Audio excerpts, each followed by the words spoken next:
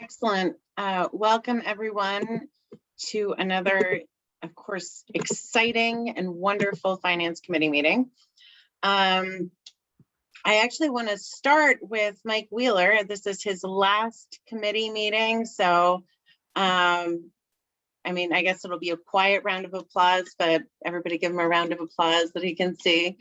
Thanks, Mike, for everything that you have done for the city over the years, and we just really appreciate you, and we really miss you, and glad that you are still working in municipal government, and hope that you'll come back to see us. Those tears, Mike? Are those tears? Are those tears, Mike? Yes, yes. Of joy. And I think Judy wants to say something too. Go ahead, Judy. Well, yes, I've been thanking Mike privately, but I want to thank him publicly for all the work that he has done. The early days of my tenure, we had a budget that had a lot of errors in it. It didn't make a lot of sense. And over time, he's taken it from a fairly substantial mess, including having to deal with our rainy day fund having been depleted by the prior administration, and taken us to a position where we're financially more sustainable. And I'm thrilled that this last year we actually saw a 5-year capital budget that looked like a 5-year capital budget in the budget. And that was a new development that is very much appreciated. And Mike has worked with me all along in trying to figure out some of the outstanding bond issues, et cetera. But one of the things that we haven't talked a lot about that I was telling him today that I really appreciate and he hasn't gotten enough credit for is when I started on the council, we had virtually every union contract was 2 to 5 years out of date. And we had a lot of controversy.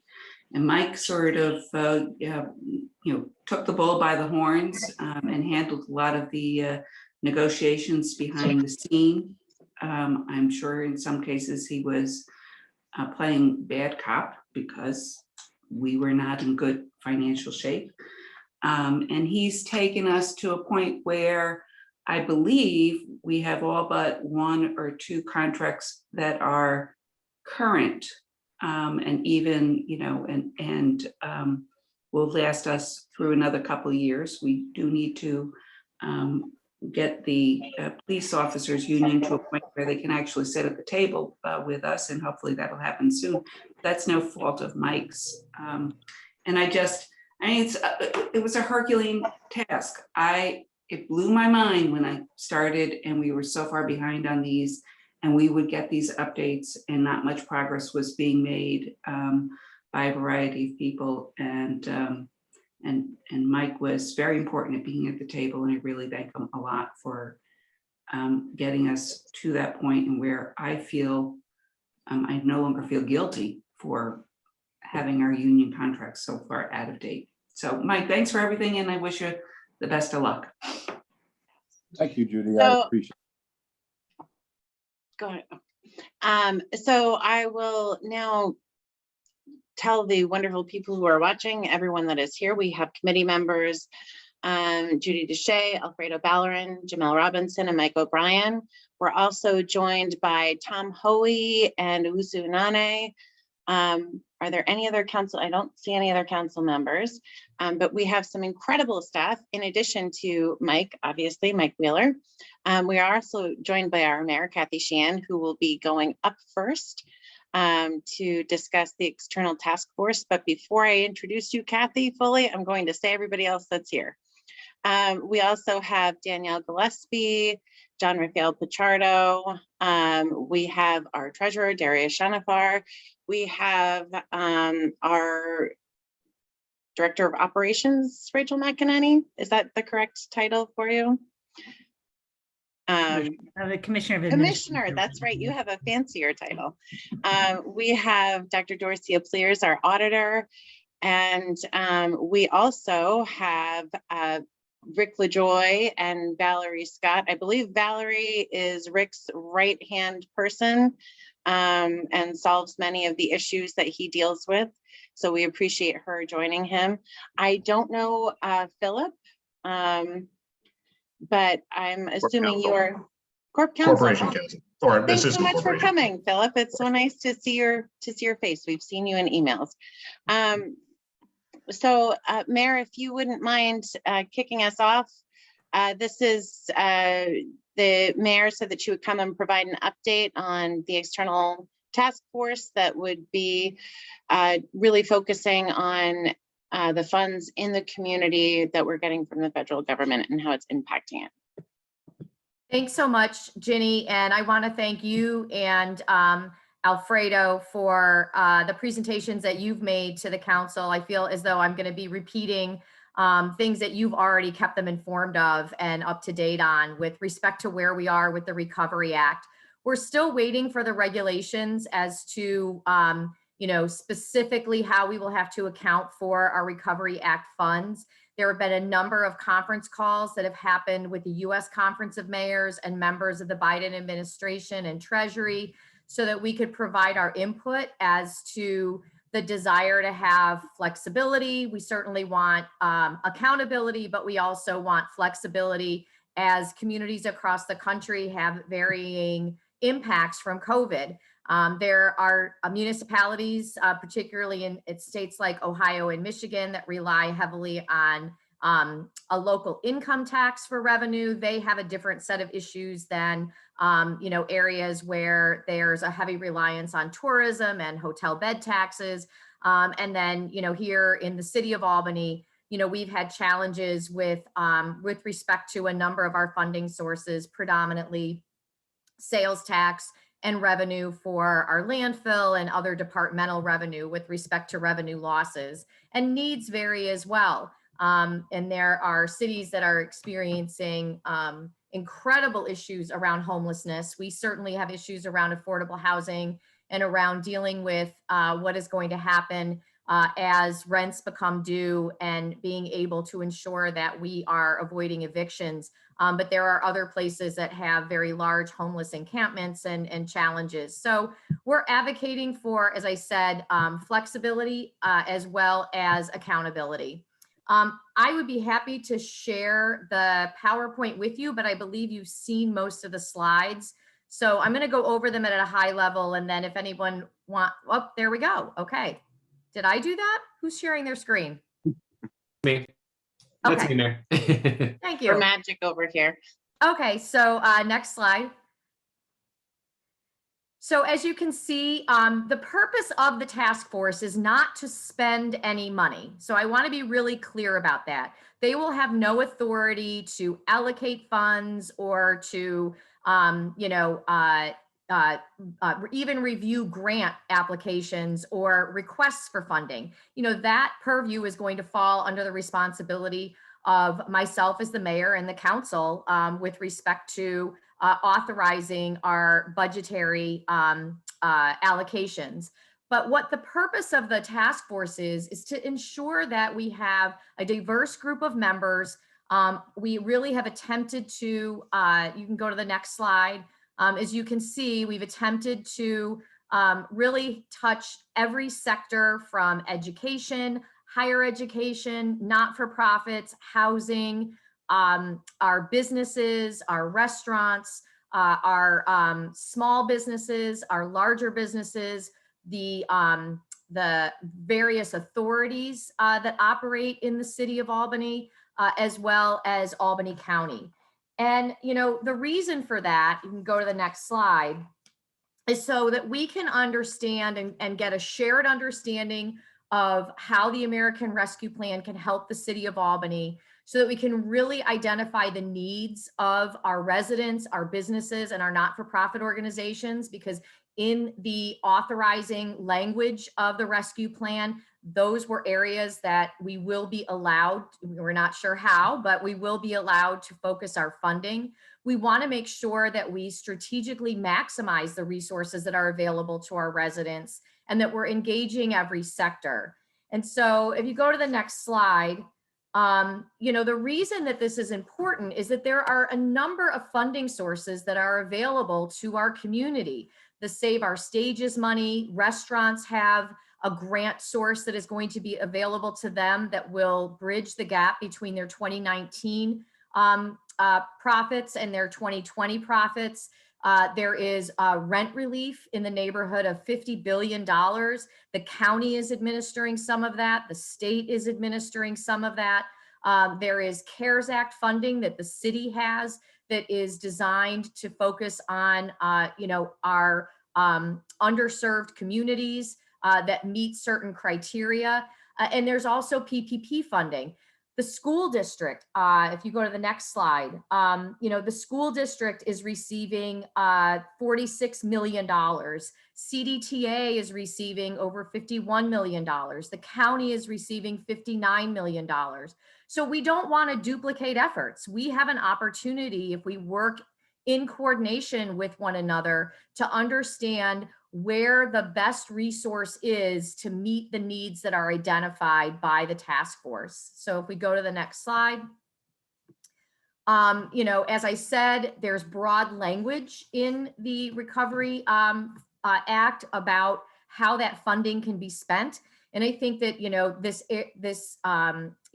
obviously, first and foremost, we need to ensure that we're balancing our budget, that we're making up for our lost revenue, so that we can be on firm grounds to provide essential city services over the next 3 years. We have until 2024 to spend this money, the end of 2024. And then also look at how we can assist our households, small businesses, and nonprofits to aid them in the negative impacts that they have experienced. One of the examples that I'll give you is that our housing authority, they are currently about $2.3 million down in revenue. They have dozens and dozens of tenants that have not paid rent and are at risk of eviction. And so much of the funding that's been made available for rental assistance is prohibitively excluded from being used by housing authorities.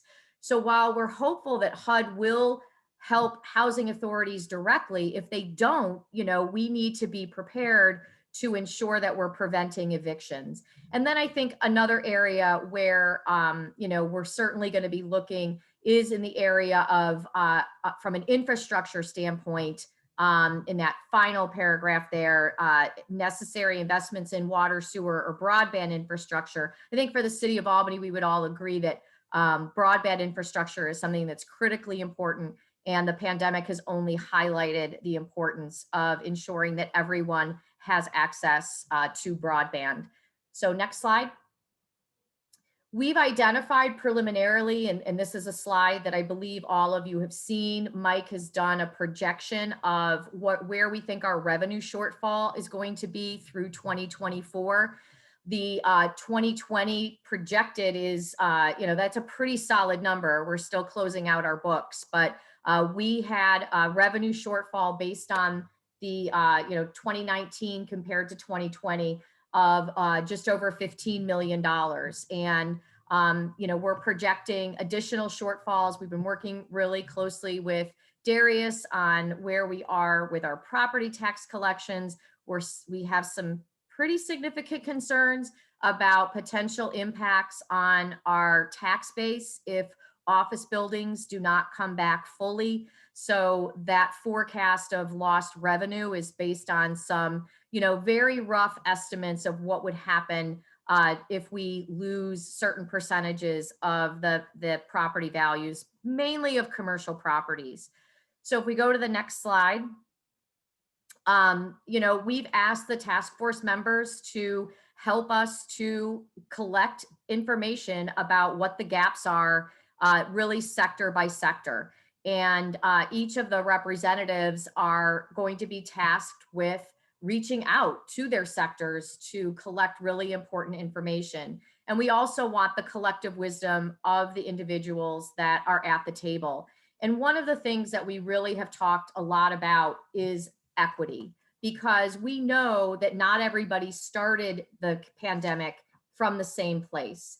And we view this as an opportunity for us to really think about how we build back with equity and how we build back in a way that doesn't just bring everybody back to where they were pre-pandemic, but that helps us with the work that we are doing to advance the needs of our most fiscally challenged and resource challenged neighborhoods.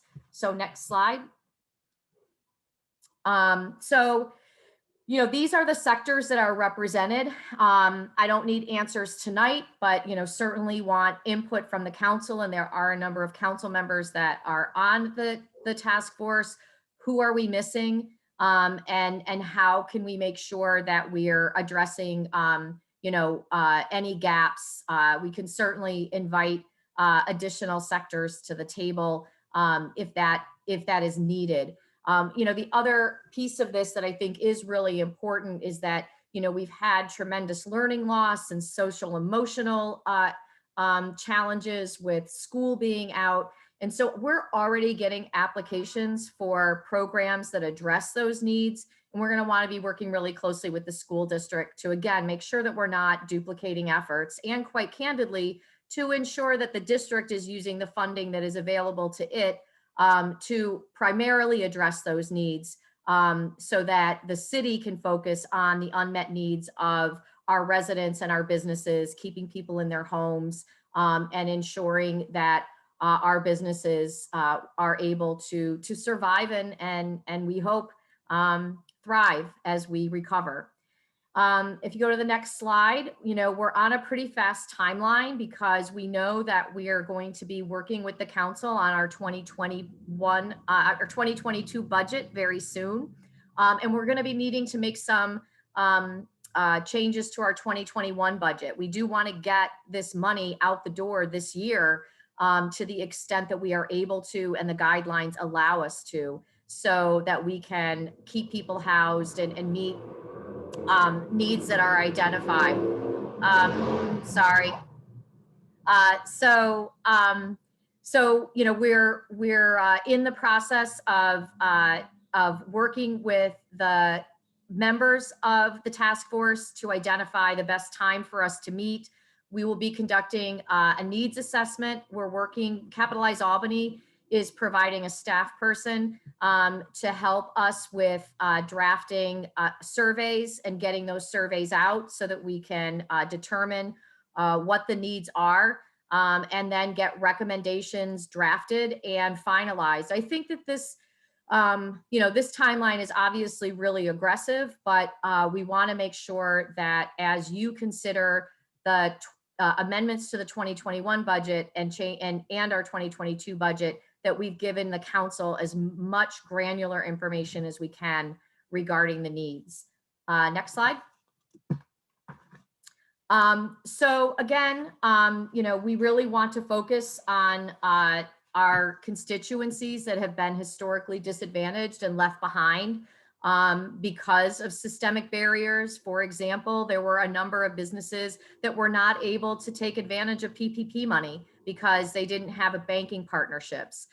We really want to understand how we can help remove those barriers and how we can connect our institutions with the resources that they need. Another really good example is the Save Our Stages money. The way that those grants have been structured, as I understand it, the belief is that the larger institutions like the Palace, CapRep, are going to have a big advantage in getting the bulk of those funds. And some of our smaller arts organizations are not going to be able to access that funding. There won't be funding left by the time they get to the smaller organizations.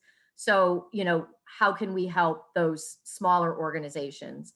And we've asked the task force members to think of their short and long-term plans and, look at how the city can help support their missions. So that's all that I have with respect to where we are in this process. And I know that Councilmember Duche had submitted a number of questions. We provided a written response to those questions. And, again, I want to assure you This is not a spending or fund granting task force. This is a task force designed to really give us as much clarity as we can get as decision makers and as elected officials about what the needs are in our city, across communities and across sectors. That's all I have. Thank you. Thank you so much. Are there any questions? Go ahead, Mike. Yeah, so are the meetings going to be public, at least, that we can watch them if not participate? We're going to be, yes, I mean, anybody can come to the meetings. It was kind of funny to see everybody so excited at being there, many of them at their first in-person meeting that they've had since COVID. And the Times Union Center has graciously offered to host the meetings. I think that there will be a lot of sector work that is done. And, that's kind of a TBD as to how they're going to collect that information. But certainly we have a landing space on the website. And what we anticipate, Mike, is it will be soliciting input via survey and via outreach. Sort of like, I think we're really kind of envisioning like the Regional Economic Development Council model, where the council meets and discusses its agenda, but then there's an opportunity for people to present their ideas with respect to funding. But we're really, this isn't about, folks' pet projects. It really is about, identifying where are the gaps, right? What is, what we're really going to be asking our business community for is like, how many businesses in the downtown bid are not going to be able to access any other bucket of funding, and what is the collective need that is there in order for them to stay in business, right? We know that there are businesses that haven't paid rent. So, it's really collecting that information so that we have an understanding of what the need is. Mayor, if I could only add, it's important to note this is not a body that has any spending authority or anything like that either. Right, but I do think, Darius, I understand that people want to ensure that that their voice is being heard with respect to needs, right? So, Right. So absolutely, there needs to be a public-facing part of this. But everything that we pull together and the information that we collect is going to land on that website or that page of the city website. So people will be able to see exactly how we got to the determinations with respect to unmet needs.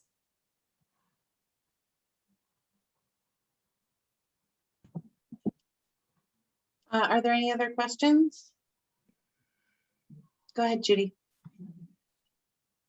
Thank you. Thank you, Mayor, for the clarification with regard to them not having authority. I did to make specific awards.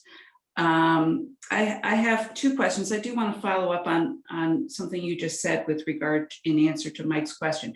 You said anyone can attend, but then that requires the public, us, to be provided with notice of when and where the meetings are going to be. Is that going to be the case?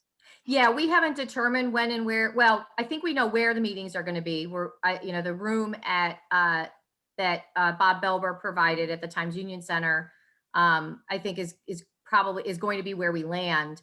And the last meeting we did have people participate by Zoom, so it's very easy to make that public. The challenge is, as you know, with audio. So we're just going to have to work that out. I appreciate that. I appreciate that stuff being loaded up on the website and more information being provided. There is something different, and I come from, I grew up before the Sunshine Laws, and I lobbied for the Sunshine Laws when I was in college.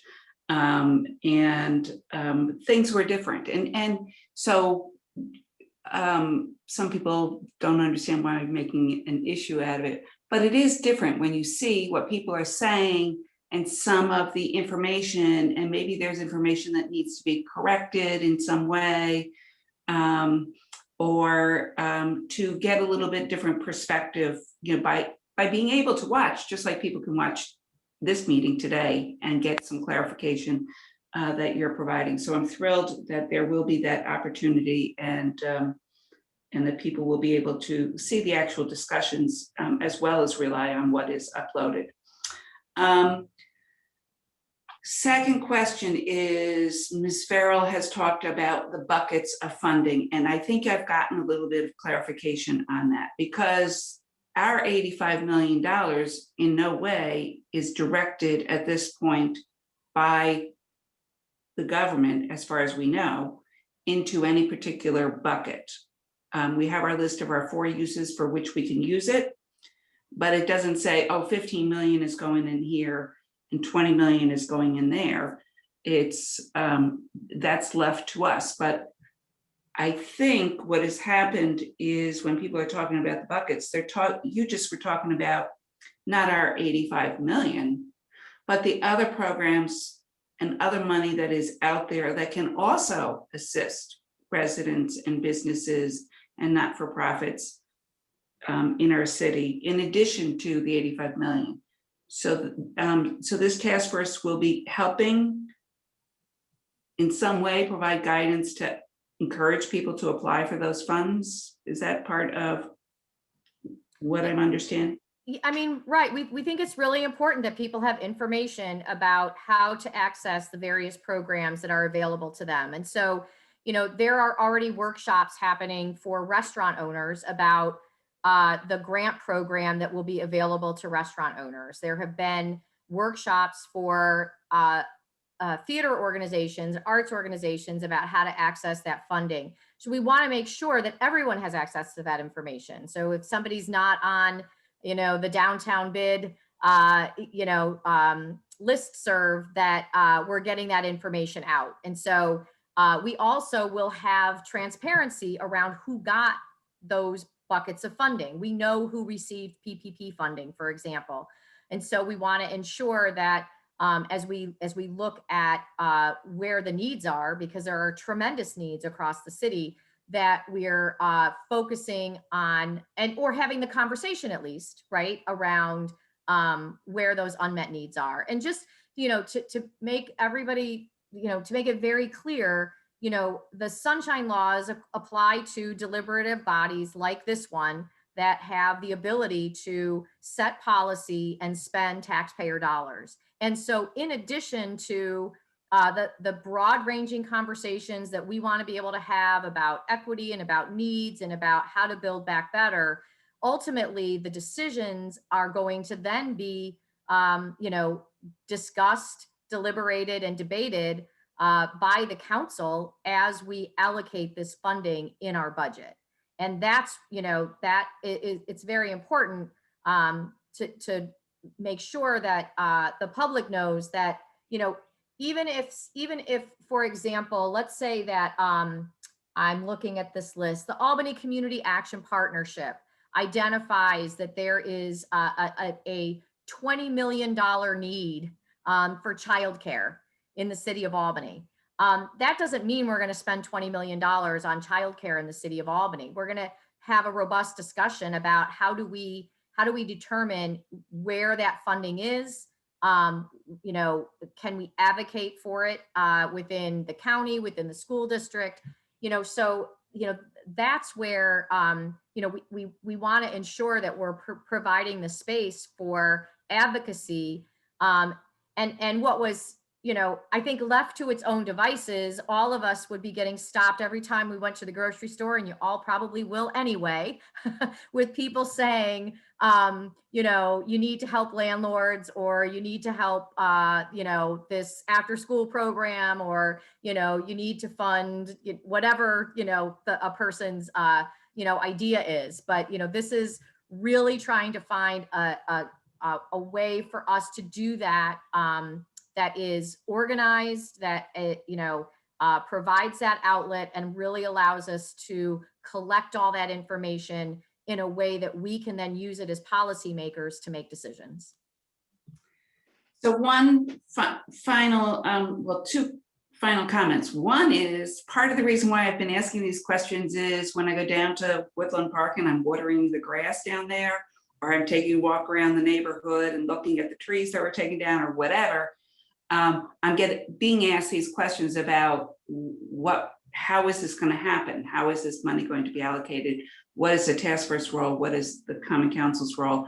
And this is the first time I'm getting a better sense of really what our role will be in that. And the final thing I just want to say is I hope the administration and other people are thinking about talent that specifically has experience in grant writing, in application writing, et cetera, that we can hire to actually assist people take advantage of the funding elsewhere, the other pockets of funding that are available to people, because I think being able to hit the deck running with people who can assist in that effort will be really important to making sure that we do maximize the funding coming to the city. Thank you for being here and answering these questions. Thank you. Are there any other questions? If not, Mayor, thank you so much for coming and updating us. I would like to, I usually like to take care of our legislation before we do the budget update. Are you okay with that, Darius and Mike? I know Wusu has a commitment that he has to get to, so he at least would love to do local law D, which would then free Philip as well. So, Thanks, so why don't, thank you so much. Wusu, would you like to say a few things about local law D? Yes, thank you so much. This local law will give the mayor the authority to provide additional paid sick leave during a health crisis or any emergency. Over the past couple of months, we have seen and witnessed in real time,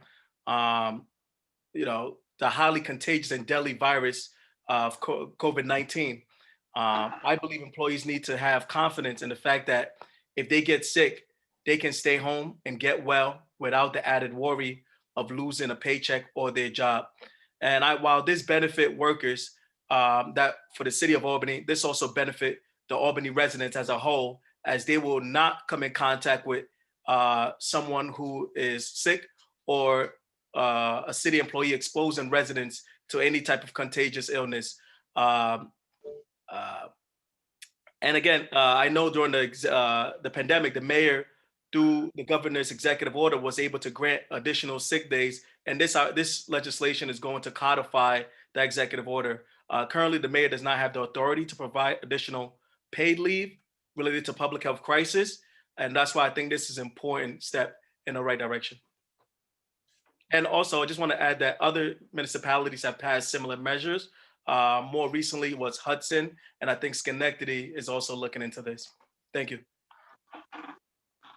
Thank you. And we have Philip from Corporate Counsel's office. I don't know if you want to add in anything before we ask questions. Yeah, so I mean, the way that I read the law actually makes my job a lot easier because, like I said, the way that I read it is that it allows the mayor to give out sick leave on a very ad hoc basis. So like if somebody gets sick with COVID, then the mayor is allowed to, extend additional sick days.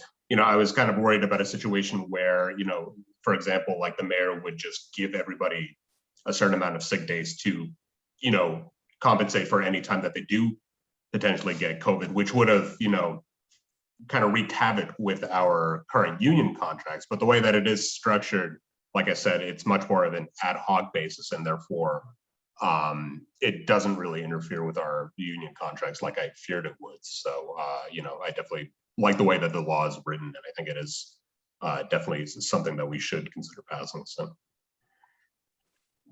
Are there any questions from committee members? Go ahead, Mike. Judy, you'll be next. So if an employee has an illness, all documented and everything, but still has a number of sick days left, do they have to use those first? Well, so the way that I read it was that the sick days that the mayor gives would be, I assume it would be 2 weeks worth, just because it would cover the amount of time that an employee would need to self-quarantine. So admittedly, it's actually not specified like what would happen if there was like any sort of remaining sick time or anything like that. Like I said, I would kind of encourage the way the law is structured to be that, you know, the mayor gives 2 weeks and then the employee has to use those 2 weeks all at once in order to avoid a situation where, you know, say they quarantine for only 1 week and then have another week of sick time extra. You know, that I would think, you know, we could run into some problems if we were to stretch it that way. So I would think that, you know, like I said, the way that it would work would that the mayor would give 2 weeks and the employee is expected to use those 2 weeks fully, Okay. so that they're not able to bank any extra sick time or anything like that. But I'm also assuming that Awusa wrote this beyond just COVID, even for other kind of illnesses. Mhm. So there may not be an automatic 2-week trigger. And then also, in fact, a lot of our people who quarantined worked from home.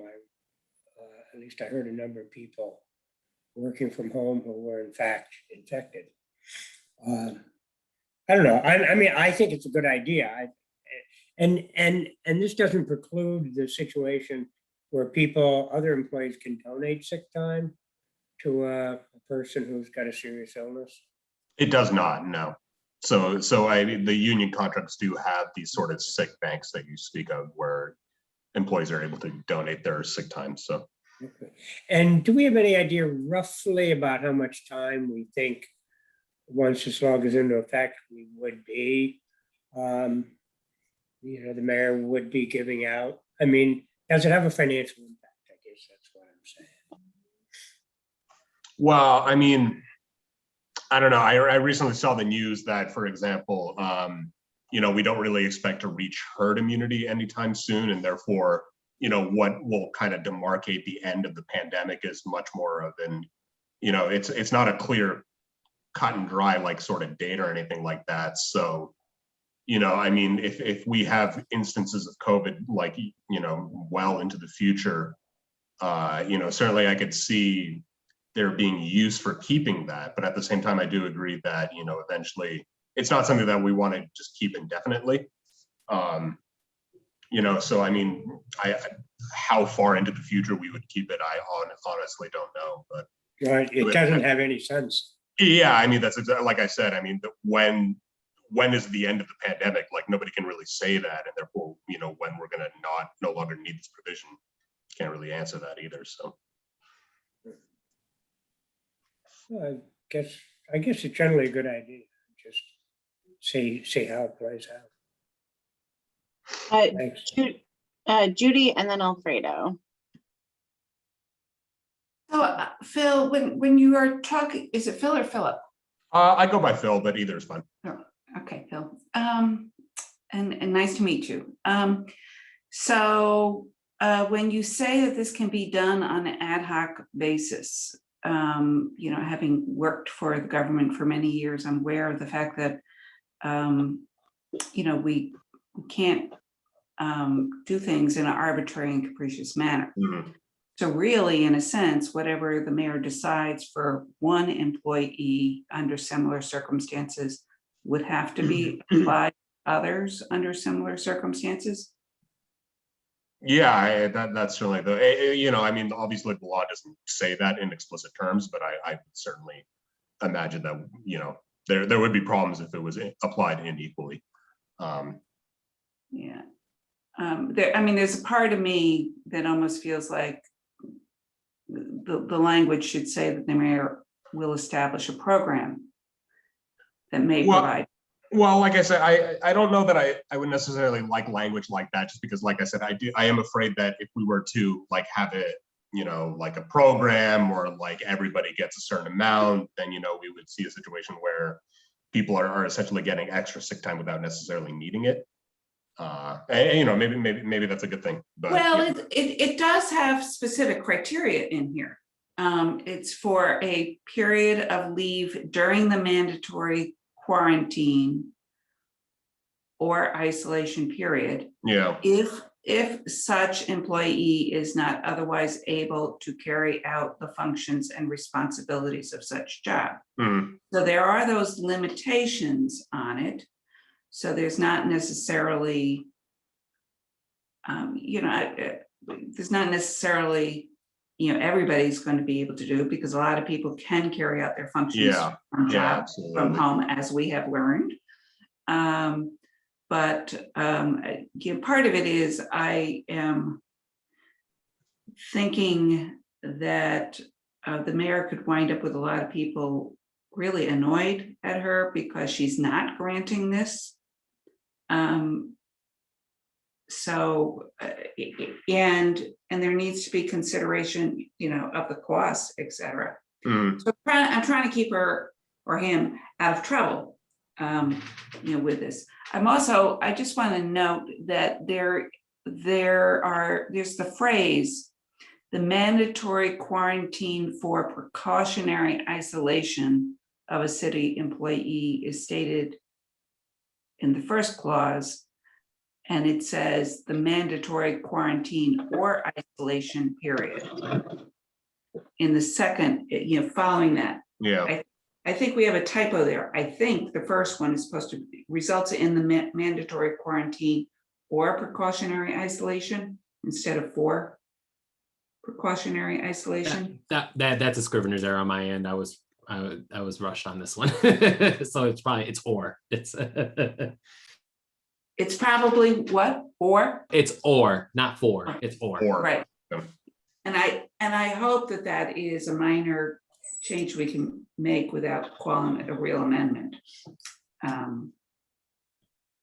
So anyway, you know, that's my only concern, is that this could be quite expansive, because you can't be arbitrary and capricious, and you need to treat like employees, like, not that, you know, not that it's, you know, the exact same job, but people who fit these qualifications, if they're allowed an extra week of sick leave, then pretty much everybody needs to get that, except for I don't know about the union contracts and whether or not we should be saying something about that. I'd like to add on to that, Judy, just for a second. It's Rachel. If you're putting someone out on sick leave, they can't work. If you're in quarantine, that's different. You can work. But if you are put out and you are designated as sick, then you're sick. You can't, it's a different bank. So what we did during COVID is people were out on what's called emergency leave. So there has to be some language in there that needs to be straightened out, because if you're out sick, you're sick. You can't work from home. and you know, that is an interesting point that you bring up, because I mean, the language of the law as it's written doesn't necessarily say that, you know, the mayor would be extending additional sick time. It just says a period of leave. You know, so I mean, you know, I gathered that it is supposed to be sick time just from the, you know, the kind of background that came along with the law. But like I said, I mean, the law itself, as it's written, doesn't state that it is necessarily for sick leave, which, you know, it could be a good thing in that it does cover, you know, both situations where somebody is sick, but also situations where they're not necessarily sick, but they just need to quarantine. So, you know, I think that sort of ambiguity could potentially be a good thing, actually. I also am realizing, as we're talking about this, it provides for a period of leave. It doesn't say paid leave. Yeah. It doesn't. We're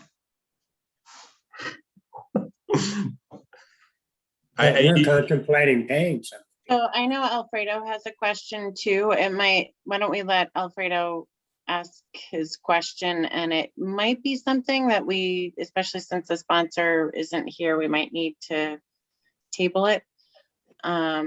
If it needs amendments. Go ahead, Alfredo. Oh, well, actually, I'd like to hear a little bit more from Commissioner Rachel, because I want to get a little bit of a better idea of what did we do during the last year and a half for those staff members that had to be quarantined. Sounds like we gave them emergency leave. And I'm assuming that was paid emergency leave. I'm assuming Yes. that was paid. Now, for those individuals that were sick, did they get emergency leave as well, or did they have to use their sick time? They got emergency leave. And a lot of what we followed was the Department of Labor rules that were coming out from the governor's office. So we created a special pay line, so we have those numbers if you are interested of those who had to use emergency leave. And we'd be Do you happy to have check to- that. We've been tracking that since the beginning of the pandemic. Do you have them? Can you share them now, or? No, I don't have them with me, but I can certainly. We had a daily tracker that I think Director LaJoy and Darius Shanfar and Valerie can share you that we watched and tracked on a daily basis. We were happy to say today, for the last few days, no one has COVID in the whole city of Albany. So we've been tracking it very closely, of course, because we also wanted to track it for possible FEMA reimbursement as well. So we knew who was working and when they were working. So if you recall the early days when this happened, Alfredo, we were kind of sent home fairly fast. So there were people, especially in that first month, who were waiting on a deployment of a laptop, who could do work from home, who could not do work from home. And then there were some great city workers who also did work outside of their job title, which we greatly appreciate. So, I mean, I want to make sure that we create something that helps those who don't have the privilege of being able to work from home when they're in quarantine. Because I think a lot of people don't have that opportunity. And I wouldn't want them to have to use the sick time or the personal time because of something that's outside of their control. So I like the idea of that's being moved forward. I'm glad we already had something in place. I'm glad to hear that. That's important for our employees. I do think it should say paid. There's a big difference between leave and paid leave. Some people can't afford just to take leave if it's not paid. So we want to make sure that we're addressing those populations as well. sure. I can say most people who were put on quarantine did not have to use any of their accruals in the last year. That's good to hear. Thank you. That was my son. So with that, I guess committee members, is anyone comfortable moving this forward, or should we table this and perhaps let the sponsor work on it a bit more? I'm of the inclination to table it and let the sponsor work on it a little bit more, but go ahead, Mike. Yeah, I would agree with that because it's not really going to delay anything because right now, Rachel, you're still able to work off of the directives that the governor had set forth, right? Yeah, that's correct. We're kind of anxious to get new directives out of New York State, because as more and more people come back to work, things have changed and we don't have very new updates for our employees as they return to work from the health department and the Department of State. So I think our last update was like the end of May. We have some stuff out of the CDC. So we're really, as people are kind of coming back more and more into the office, we need better guidelines. Okay, so we will be tabling local law D for further work. Next up, resolution 25.31.21R. This is a resolution of the Common Council consenting to the elimination of one full-time position and the creation of another, which will affect a salary total for the 2021 budget. This is for the Department of Rec. Don't see anyone from the Department of Rec here. Do we have anyone to speak about it? I don't know if Mike, you're able to. This is the same one, I believe. This is the labor one position. Oh, this is the labor one. Oh, well, then we're not doing that. Okay. Sorry, Department of Rec. So that will also be held.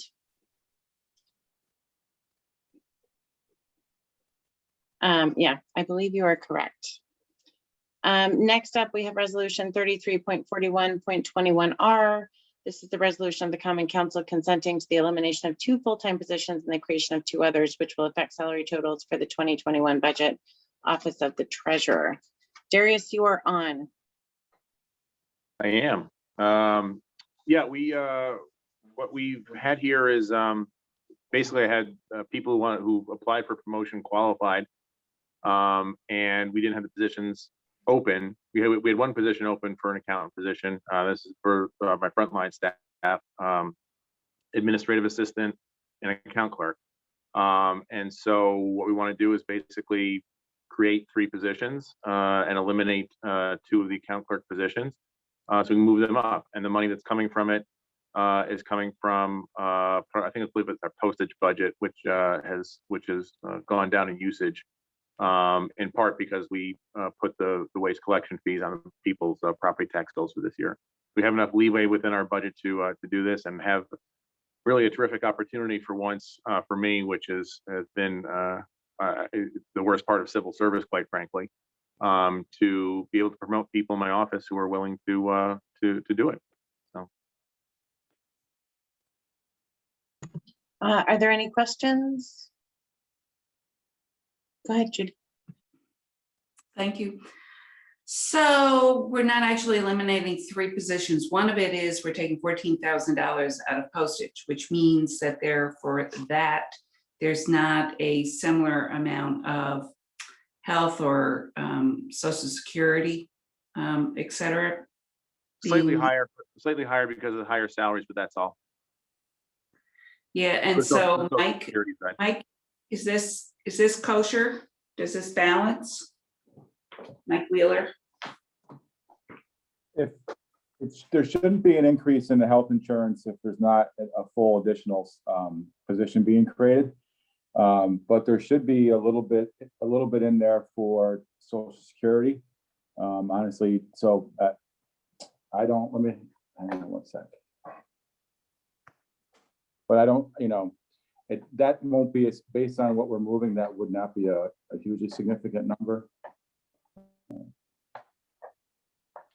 So you'll take care of it in E&A or something, Yeah. right? Yeah, it's a small. It may not even be necessary. Yeah, when we looked at it last, it looked like there was enough being moved over to cover all the expenses. So I really don't see it as being an issue as far as voting on it tonight, whether for it to happen. There is the budgetary flexibility in there, and we can break that out of the E&A for those non-salary items, which really should only be Social Security. So, Jenny, I also just want to note for the record that there is another accountant position in the treasurer's office that is being paid the same salary. So there's, not that equity issue that we're concerned about with regard to differences. I will say there are other equity issues in my salaries in my office compared to other similar positions in the city that is going to have to be rectified. But that's for a topic for another day. So do you want us to hold this for us to deal with that? No, I need this done now. No, I need it done yesterday. Judy gives and she gives, I make a motion to move this out of committee with a positive recommendation. Can I get a second? Alfredo seconds. Thank you. All in favor? Aye. That appears to be unanimous. Thank you very much. Don't go anywhere though, because we need to hear more from you in just a little bit. Next up, we have resolution 342121R, a resolution of the Common Council consenting to the elimination of one full-time position and the creation of another, which will affect salary totals for the 2021 budget. Department of Buildings and Regulatory Compliance. Rick and Valerie, you guys are on. Thank you. Yeah, so we're just looking to reclassify a current clerk position into a permit tech position, which is more in line with the duties of the position. And the increase in money is actually coming from our other permit technician position where we hired at a lower salary. So it's a budget neutral change, but it's definitely more in line with what we need internally.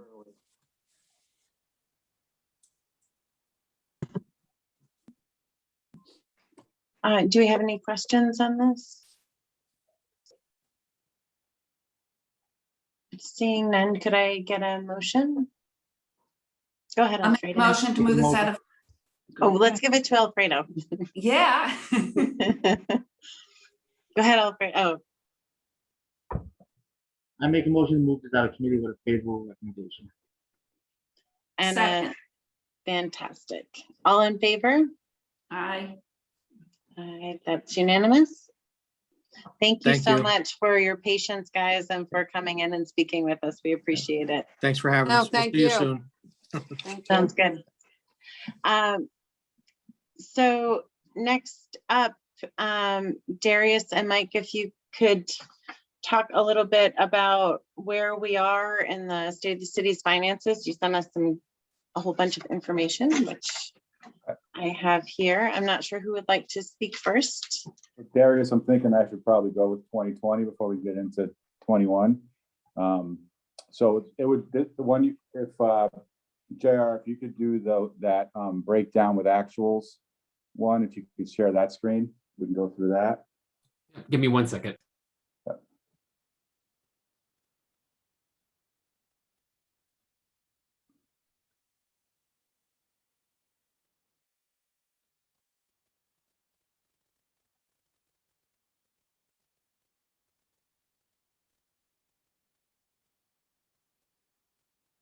You want the breakdowns first, right?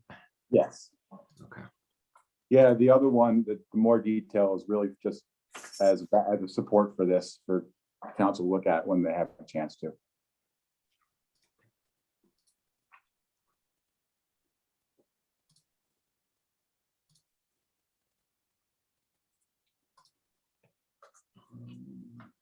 Okay, so, you know, we've used this document before, we've seen this document before. This, in the previous one, it's always obviously been a forecasted, you know, piece we were looking at, but, you know, I would say 99% of our actuals are, if not more, are actually in now. So these should be very solid numbers, give or take a couple of adjustments, but these should be the numbers that we should be ending with for the most part. We can just go through them line by line and give you some context. With property tax, really nothing was affected on this end because really we do receive our taxes before obviously COVID, and that won't catch up to us till down the road, the next you know, tax roll anyway. So that's really a normal year. We're a little bit ahead only because of the challenges and certifications that come in were less this year than previous years. We budgeted about 300,000 for that, and we didn't see that, you know, so about less than 200 of that this year. In the other pilots piece, that 430 that were 429 that were down, the primary driver of that is the $500,000 payment we did not get from Albany Med. So that is really that voluntary pilot from Albany Med that we have not seen and didn't see for 2020. Sales tax is what it is. We really took a pretty significant hit in Q2 and Q3 of 2020, a little bit of a comeback in Q4, but we did end up about 2.4 less, less than budget for 2020. State aid, you would think would be what we had talked about as far as AIM and some other direct aid, but not really. On AIM, we did receive 95% of our normal AIM We are still waiting on word about the final 5%. We had heard from NICOM that we would be getting that additional 5% when stimulus comes in. So we're still waiting to see how that rolls out, but it's possible another 600,000 plus is coming when that happens. The real drop off in that state aid was directly related towards reimbursable programs and grant programs that we did have amended in our budget for, but did not really actualize the receipt of those.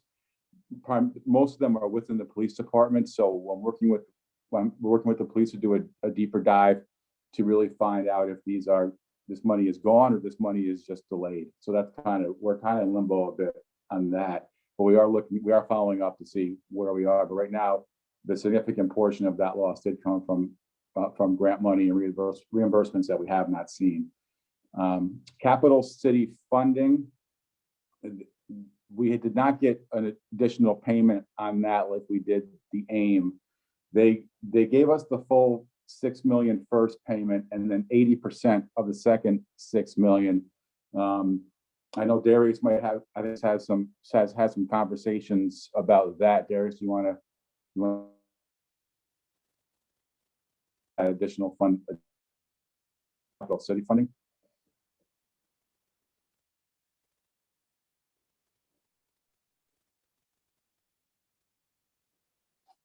Darius, you're muted. Boy, you just missed my great conversation. Yeah, I think same thing as Mike said with the AIM reduction. I think they're waiting for the money to come in from the federal government, and then I'll see what they'll be able to do. So they just don't have any guidance for me yet as to when or if that will happen. Okay. With departmental income,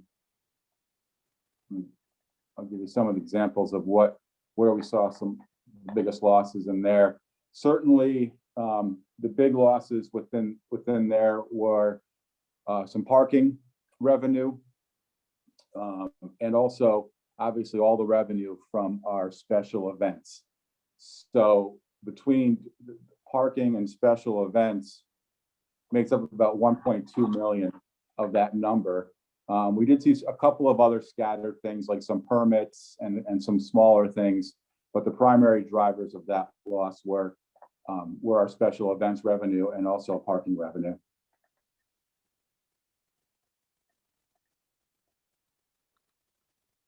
Landfill, the biggest, obviously we were down, from what generated us being down primarily from our budgeted number was really the sale of methane gas. There is some ongoing litigation with the company that does buy that gas from us, so I really can't speak specifically, but we did see about a $400,000 loss from budget on what was expected to be our sale from methane gas. So that's what's really driving that. Landfill itself was down significantly from 2019, not necessarily reflected in the budgetary piece of this, but we did see a slowdown because of the economy, slower garbage production. So there was a relationship there, but for the purposes here for budget, it was primarily driven by the loss of methane gas sales. Appropriated debt reserve, we put up. Mike, and yesterday we had our solid waste working group meeting, and that's going to be permanent because the company went bankrupt. Okay. And well, I mean, it's as permanent as far in the future as we can tell. Okay. Oh, thanks, Mike. That is an update for me, so I appreciate that. I'm sure they went bankrupt because of COVID. Well, right. So we can replenish those funds that way. Yeah, I assume that would be a justification for direct. Yeah, agreed. Yeah, we should definitely be able to use stimulus for that loss. So that is appropriate. With the appropriated debt reserve, we put it in the revenue spot, but as we discussed before, we don't actually see that go through that line. Where you see that is on the reduction of debt service at the bottom of the page, and we'll get down to that a little bit later. With all other, and this is another tricky thing that I continuously try to explain, and it's difficult to conceptualize. We did not, this was pretty flat to budget when you look at everything. What's creating the shortfall from budget is we need to budget 4.2 million for housing and development because of their HUD funding. It's something we had contacted HUD several times to advocate for removing from our budget, because these funds they only go through as a pass-through. There aren't any actual expenses that from city funds that are affected here. So that variance there is directly related just towards what we have to book in the budget for housing and community development. Overall, those revenues were pretty flat to budget, and we didn't have a ton of shortfall there. So that's not something that would be eligible for stimulus. That's just a number that we have to put into the budget that unfortunately inflates our budget I feel unnecessarily, but HUD feels differently. So I know that's always a tricky thing to kind of think about. With our salaries, we had the hiring freeze, and when you combine salaries, the health insurance, and the FICA, we saw about a $500,000 gain, which is not bad considering we had about a $2 million payout for the police supervisor's contract, because it was all the way back to 2015. The retro went to 2017. It was close to 2 million. So that hiring freeze actually did help us offset the majority of the costs of that contract settlement. So I felt like that was successful. The hiring freeze was successful in that end, and that it did achieve us in being able to afford that. Retirement, I would consider it to be pretty flat. Operating, it was a little elevated from budget only because the comptroller's office did increase the firefighter portion significantly after we had already budgeted that number previously. We always budget on the projected number, and then you're kind of subject to what's going to come in for the actual invoice. And so we were a bit under budgeted for that. And operating expenses is really where we made a lot of hay with our spending controls. I just want to point out, much like in the upper part where you saw the other income with housing and development, the same thing applies here. That number in this piece of it is about 3.2 million of their contracted services, where it's a big variance from budget because it's something we have to plug into our budget, but we don't actually see any expenses going through there. But overall, we did see about a $5 million variance from budget, under budget for that that category. And I'm just going to give you a couple of examples of what is in those lines. So there are about 70 lines in there, so I won't bore you with naming them all. But some of the big ones that we see are things like other equipment, which was 600,000 under budget. And also, like I said, the big one was contracted services, which was about 3.2 million. About 3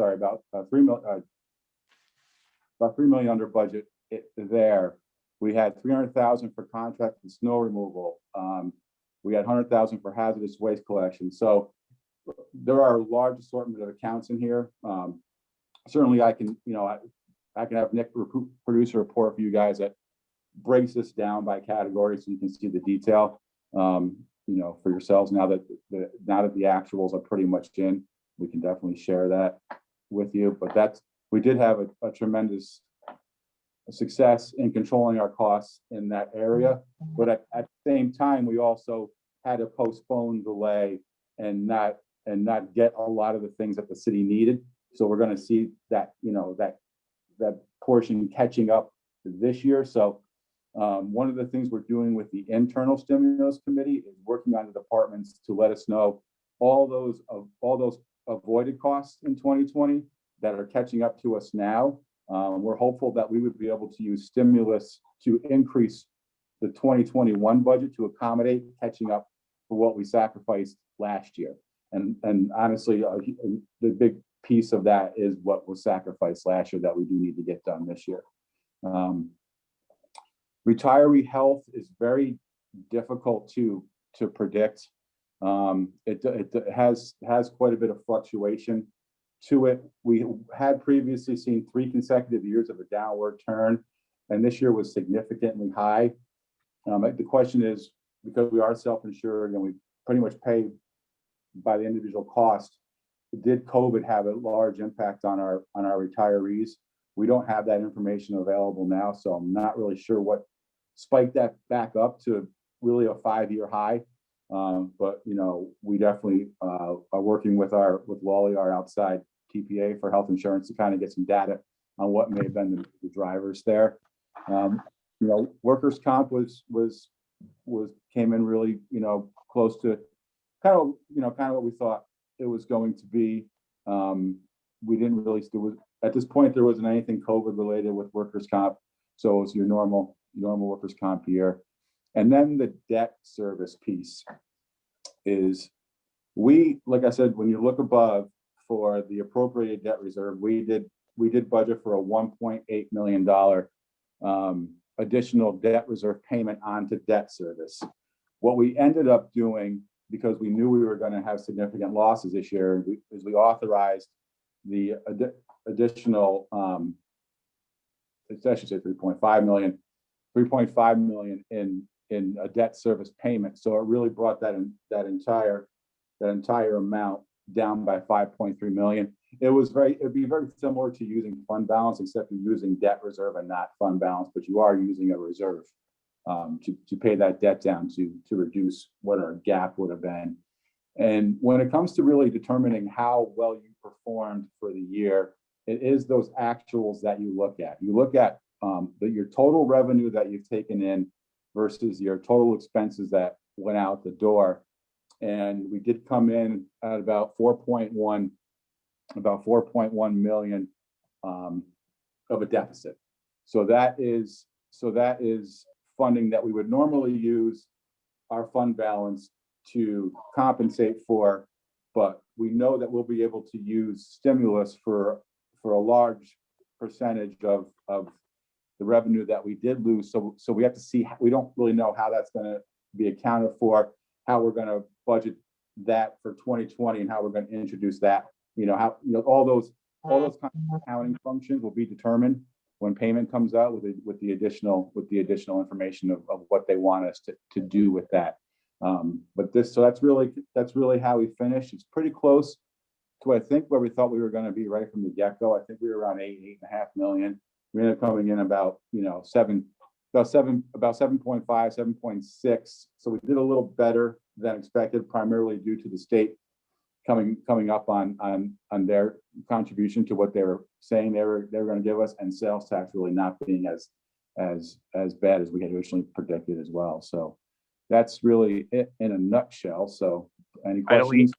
I'd only add that that gap of 4 million is likely to be reduced by close to 2 million, because I do expect that the remaining Capital City Fund and AIM monies will be sent to us once the state gets their money.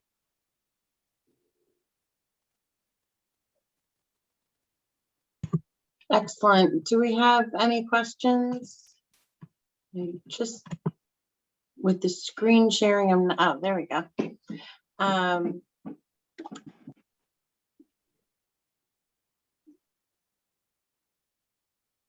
No questions?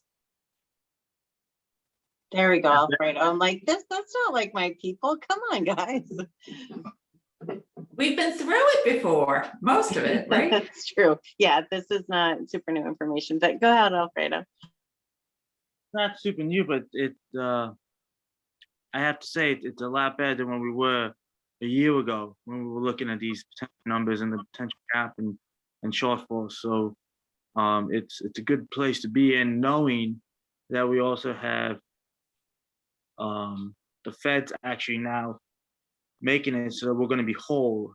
So our fund balance isn't going to have to take a $4.1 million hit when it was already below the estimated or the recommended number. So I guess my question more is, knowing that we're going to be better than we expected, how are we able to use those federal dollars to possibly put ourselves in a stronger position? Specifically, I'm thinking getting our fund balance to a place where it should be. It should be 10% of our total budget, and it's not there now. Are we able to use those federal dollars to be able to get us to a more solid ground? The short answer, Alfredo, is we don't know yet, 100%. I will say that just based on the text of the law passed by Congress, I do think that we're going to be fairly easily able to essentially replenish our funds, essentially use that money to reimburse ourselves for lost revenue. So that should enable us to build back a big chunk of the fund balance. I think we have to figure out when, exactly how that's gauged. We don't really quite know yet. Are we going to be able to reimburse ourselves for $2.5 million for lost sales tax revenue to budget, or based on 2019 budgeted year? We don't know those specifics yet. But I think that's the first step. Is I think we are going to have the ability to essentially reimburse ourselves for a lot of lost revenue. Actually, Darius, it is going to be compared to 2019. And those are the revenue numbers that are on that sheet that's in that external stimulus presentation the mayor gave earlier. So we do know that. But for sales tax, that's pretty much the same number, but it may not be the same for others. So yes, I agree. We are definitely waiting on further instructions. But we're pretty confident that we obviously can use much of the stimulus towards those revenue losses we had due to COVID, and that should allow us to bring our fund balance up to where we wanted it to be for a while. Is the hope. I guess an additional point is part of why we were able to bridge that gap and cut that gap significantly is because we had a very painful year to get there. So are we able to heal some of that pain by reinvesting some of those dollars that we lost, $1 million revenue loss, versus the gap and the fact that we were able to save $12 million, through some very difficult decisions. So are we able to heal those pains, or is it just the gap that we weren't able to fill? We don't know yet. I do feel pretty confident that we'll make up for lost revenue. I don't know if we're going to get charged for savings on the expense side. That's a question that we have, and for as little guidance as we have from the feds on how to expend this money, we have zero guidance thus far on the accounting side as well. So accounting rules may be crucial to where we can actually put the money into our system, essentially, and where then we can take it out from.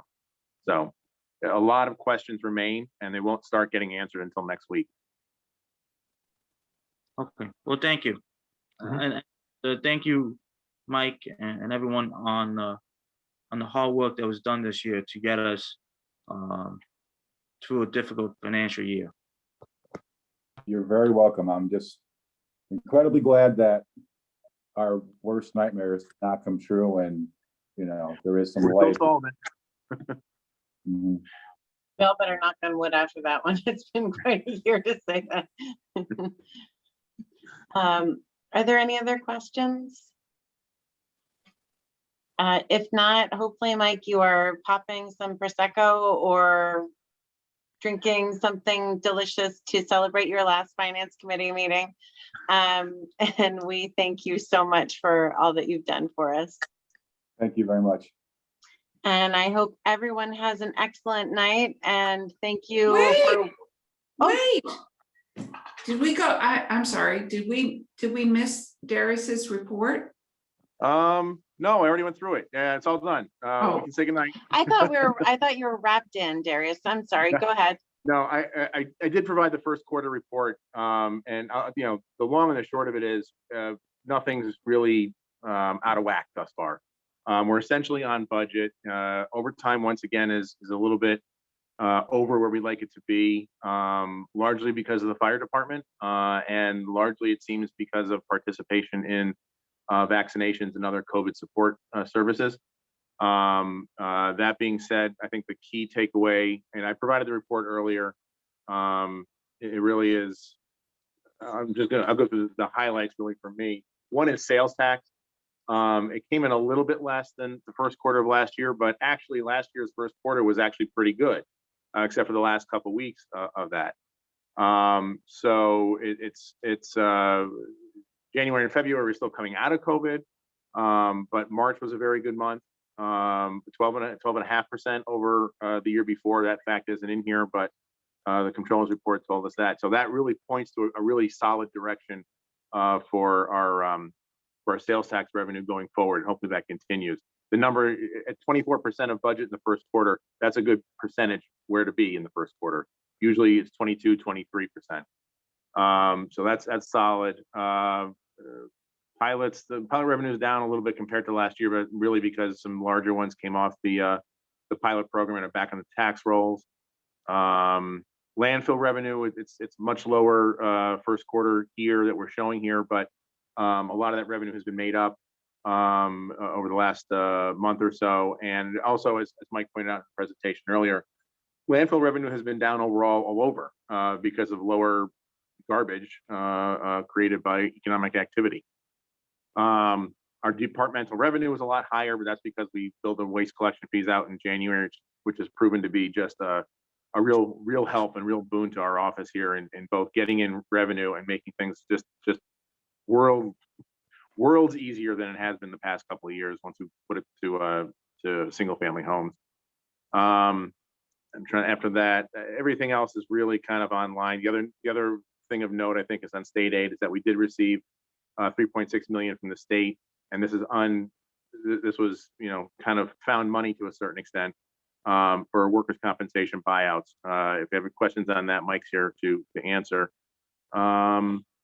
Overall, on the disbursements and the expenses side, you know, we're a little bit higher budgetarily compared to last year, but again, the key figure right now is percentage of budget.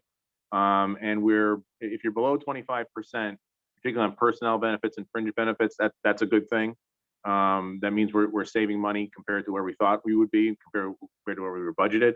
Non-personnel services also down at 19% of budget for the year. So that's also a solid, shows a solid trajectory. That being said, it doesn't necessarily mean that we're going to end up with huge savings at the end of the year, but it's something that we know we have some cushion in there. I think, again, like I said, overtime, you know, a lot of departments are higher in overtime, but the amount that we're over in overtime is really driven by the fire department. And I know Chief Gregory, he sent an explanation, you know, for everything that was going on, which if people want to, I can email that out to people if they really want. And again, cash flow at this point is, you know, largely where we expect it to be. No major surprises right now. We're looking forward to the revenue coming in next week, taking measures from the federal government, I should say, taking measures to you know, get it taken in, earn the interest on it that we can, while we wait to figure out where we direct it. And it's going to make things, I think, a lot easier in one respect next year. I think we'll having lots and lots of discussions over the next few months over what to do with it. But the fact that it's in our coffers is going to be a tremendous help. If there's any other questions, let me know. Go ahead, Judy. So yes, I would like the report from the fire Chief? department. Okay. I think it should be shared with everybody, with Nick Riley having been the chief financial manager for the fire department, and him leaving, and he was working on the overtime issue there. I think that we all need to be paying a certain amount of attention to that. It exists, it's existed for years, but we should be watching trends, especially if it trends up for any reason. And also, I've just said, I would also just bear in mind that oftentimes when you have increased expenses in overtime, you have decreased expenses in actual budgeted personnel costs. Regular payroll can oftentimes be lower. So people should just bear that in mind. Right. I am pleased that we are that we're on target, relatively speaking, net. So far, so That's what we all look for, whether it's the city budget or our own budgets. The money, so we're supposed to get half of the money within 60 days of the Recovery Act having been passed, which strikes me as maybe in the next 2 weeks. I think Monday or Tuesday is when we're expecting it. All right, and so that's a nice amount of money to be able to invest. Who oversees the investments? Is it just you? Well, my office does, but it really is Ron Vogel in my office. And actually, the loss of Nick Riley also didn't help because he was assisting in that as well. But Ron and Ken in my office are the ones who oversee it. All right. Invest well. We do, but we're also, it's important to remember, we're also quite limited in what we can invest and what we can invest in. So it's really a matter of on a regular basis trying to find. I'm not asking you to make a killing. I'm just saying. I am. It's a it's a lot of money. Yeah. And but it really has to go to CDs and short-term investments, treasuries, money market accounts. That's really where it has to go. So you can't do something for like a 1-year CD for we can. some. No, we can. Yeah, and with this amount of money, liquidity is not as much of an issue as it is with our regular, surplus of funds that we have on any particular given day, week, month, or year. Right. Okay. Thank you. Yep. Are there any other questions? Okay, now we can all go forth and enjoy our evening. Philip, thank you for staying with us the whole evening. You certainly don't have to do that in the future, but we appreciated you staying. I didn't know that I was able to leave earlier, but Oh, I'm so sorry. I should have said it. You would have missed Mike. I mean, you would have missed out on all this fun. Really. yeah, no, I mean, this is pretty, this is important stuff. So I'm glad that I was able to even just, listen. So. Well, thank you for being here, and I hope everyone has a wonderful night, and we will stay tuned for the next exciting Finance Committee meeting. Have a good night, everyone. Thanks, everybody.